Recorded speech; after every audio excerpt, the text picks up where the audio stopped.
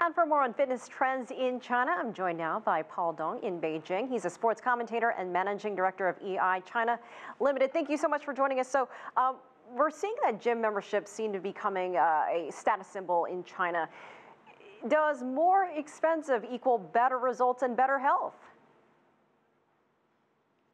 Yes, indeed, Elaine. It actually reminds me how fast the time flies. It reminds me 10 years ago, I was at the Beijing 2008 Olympic Games as an official commentator. And actually, the National Fitness Day was established a year later as part of the legacy left behind by the Beijing Olympics, so that it will benefit not only the capital city, not only the national athletes representing the country, but also the entire population of 1.3 to 1.4 billion people.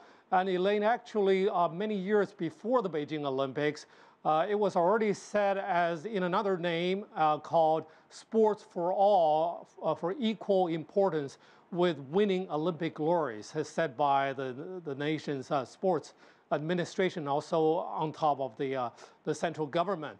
But only after the Beijing Olympic Games, and 1 year after that in 2009, that almost everything was going this way to materialize this dream for China to motivate the general public and the mass population to participate in sports which were not really in their deep culture, because, you know, China just embraced the Western-created Olympic sports several decades ago, and China first participated in the Olympics in 1984. So now I think it only also demonstrate the changes in Chinese people's lifestyle, because after more than 3 decades of very hard work of everybody into economic development, and now people are finding more free time for themselves, and they are trying to limit their time at the dinner table, and so that they can spend more time in the gym. And for people living in the urban areas, is also a very realistic or practical choice for them to spend some time in the gym instead of going back to the relatively small living space.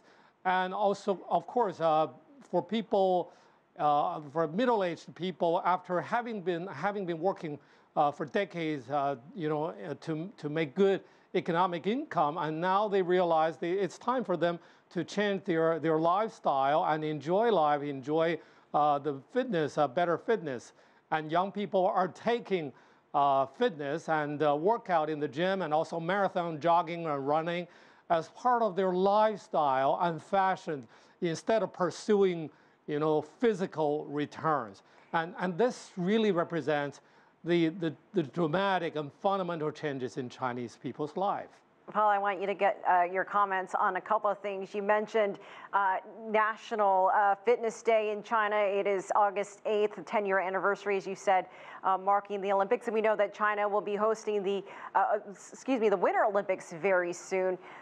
The winter in 2022. That's right. Yes. Talk about how organized sport has changed in China. We're talking about these trends, but you also discussed the push for more organized sports and particularly getting ready for the Winter Games.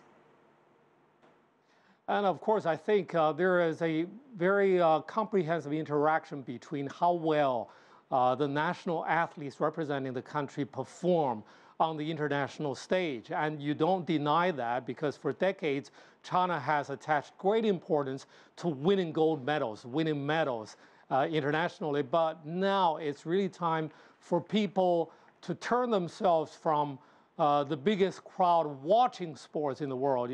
From the most recent World Cup in Russia, China contributed the largest audience, both in front of TV and also on site, and also in terms of sponsorship.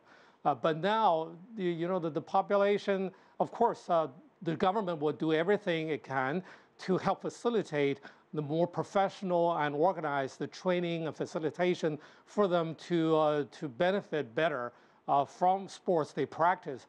But at the same time, I think sports in return also contributed back to the economic development, because the country is undergoing some fundamental changes from a manufacturing base into a more diverse economic development to cultural and sports development.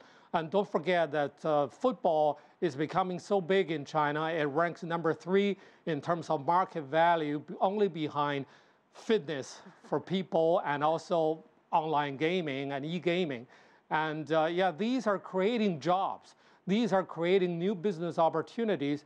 Not all of them actually are making profit, but people are patient and people have great hope in their future. Paul, we got to bring you back on for a whole nother segment on football. Thank you so much. We always love to hear what you have to say. Paul Dong. My pleasure, Elaine.